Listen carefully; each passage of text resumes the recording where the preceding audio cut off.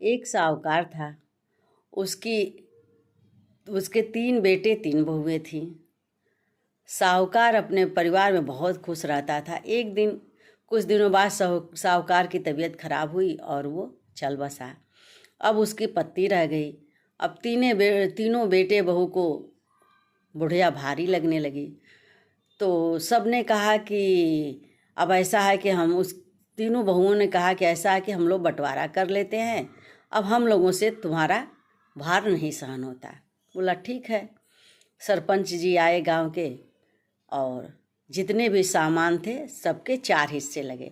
मकान के भी 4 हिस्से लगे और सामान के भी 4 हिस्से लगे। तीनों बेटे बहू एक तरफ हो गए और ये जो बुढ़िया थी अपना ये भी अपना कमरा में एक कमरा में अपना सब कुछ लेकर अलग हो गई। लेकिन वो भगवान को बहुत ही मानती थी। कार्तिक महीने में स्नान दान करती थी, पीपल पतवारी सींचती थी। बुढ़िया बहुत अच्छी थी।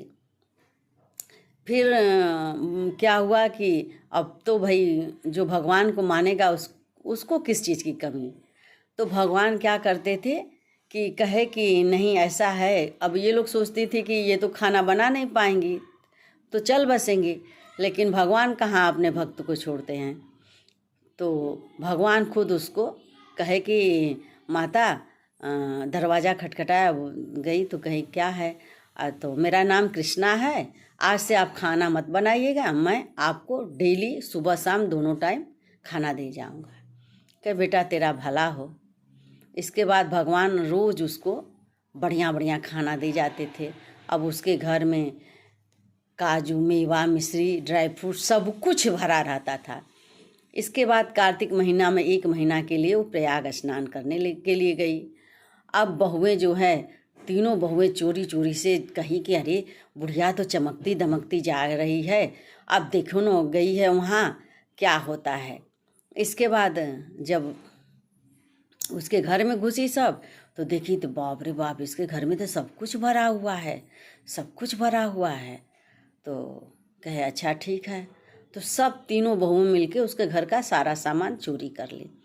लेकिन जब चोरी कर ली वो तो अच्छी बात है कि चलो भाई तुमने चोरी कर लिया खाने पीने वाली चीज़, लेकिन उस सामान में तुलसी मैया वो हर चीज़ में तुलसी माँ का पत्ता रखती थी। वो जानती थी कि विष्णु भगवान बिना तुलसी पत्र के वो उनको मंजूर नहीं है, तो सब में रखी थी। ये बहुओं ने क्या किया कि वो पत्ता निकाल कर नाली में फेंक दिया और जैसे ही नाली में फेंक दिया तीनों बहुएं कुतिया बन गई।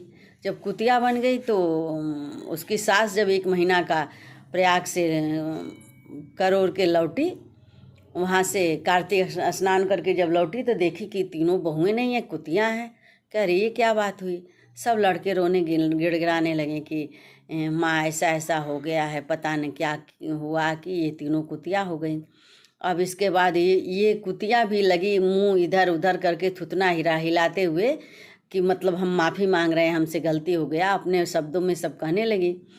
तो माँ ही होती है, उसको दया आ गया और उसने माँ बुढ़िया ने कहा कि अच्छा ठीक है कोई बात नहीं है, अब तो तुम लोगों को 1 साल कुतिया बनकर रहना ही पड़ेगा।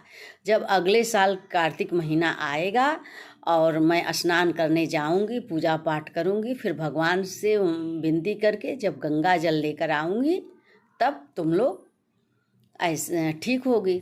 ठीक है भाई। धीरे धीरे 1 साल बीत गया। फिर बुढ़िया गई प्रयागराज, जाके स्नान दान पूजा पाठ खूब की। अब बड़ा उसका मान जान होता था। कितने लोग उसके साथ आते थे चर्चा सुनने के लिए कि कार्तिक माँ की पूजा कर रही है तो कैसे चर्चा कर रही है, सब लोग सुनते थे। देखिए कहानी का तो मतलब होता है कुछ बड़ा हो तो इसलिए पूरा सुनना चाहिए।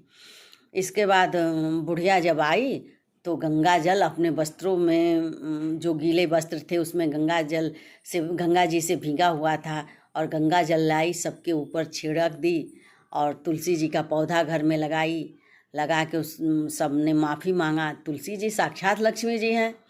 तो कहते हैं ना कि भगवान माफ़ करते हैं, वैसे माँ बाप भी माफ़ करते हैं। तो उसने भी माफ़ किया और तीनों बहुएं हो गई, सही औरत हो गई।